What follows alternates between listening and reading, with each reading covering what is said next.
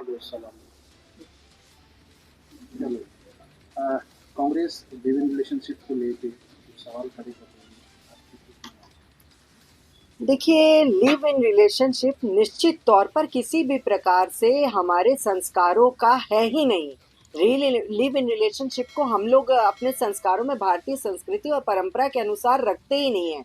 लेकिन उत्तराखंड राज्य में जो यूसीसी के उसमें जो एक ये डाला गया है पॉइंट कि कोई भी व्यक्ति अगर लिव इन रिलेशनशिप में रहता है तो उसको अपने माँ बाप की अनुमति और निकटतम पुलिस थाने की अनुमति पूरे तरीके से लेनी होगी, जिससे जो महिलाओं के साथ जो अपराध होते हैं, जो कुकृत्य होता है, मानवीय ढंग से उनकी लाशें बोरे और उसमें अटैचियों में पाई जाती हैं, तो ये सब चीज़ों में निश्चित तौर पर रोक लगेगी। और जिस प्रकार से कांग्रेस लगातार लिव इन रिलेशनशिप को लेकर एकदम पलटवार हो रही है, उससे यह देखा जा सकता है कि उनको वो कहीं लिव इन रिलेशनशिप के दायरे में ना आ रहे हो।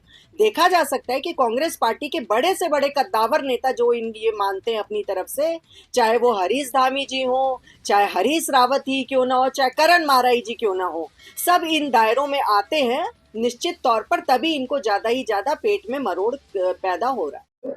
देखिए, भारतीय जनता पार्टी के नेता और उनके प्रवक्ता क्या बयान दे रहे हैं, किस प्रकार इस प्रदेश को किस दिशा में लेके जाना चाह रहे हैं, ये भारतीय जनता पार्टी के नेता जानते हैं। ये देवभूमि है, कोई भी नहीं चाहेगा कि उनकी बेटी रिलेशन में कहीं किसी के शादी से पहले रहे।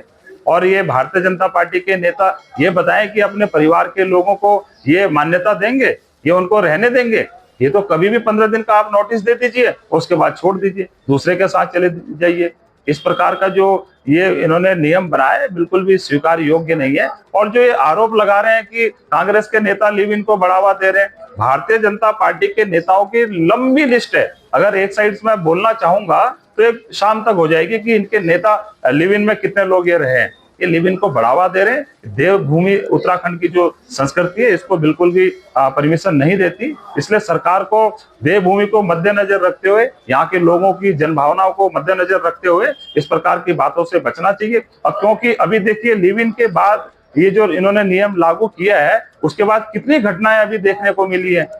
कई लोग जो इसमें लिव इन में रह रहे हैं, उनमें जैसे घटनाएं हुई अभी देखा कि उसमें मर्डर भी हो गया है और कई लोगों ने छोड़ भी दिया है। इस प्रकार के केस जो सामने आ रहे हैं, वो लिव इन में इसकी मान्यता के बाद उसको रोकथाम नहीं हो पाई है। इसको सरकार को इसके नियम लगाने के बाद इसकी मॉनिटरिंग करनी चाहिए थी। सबसे पहले तो ये लगाने की आवश्यकता क्या पड़ी देवभूमि के अंदर। ये भारतीय जनता पार्टी का असली चेहरा जनता के सामने आया है, इसको कोई भी वर्ग स्वीकार नहीं कर रहा है।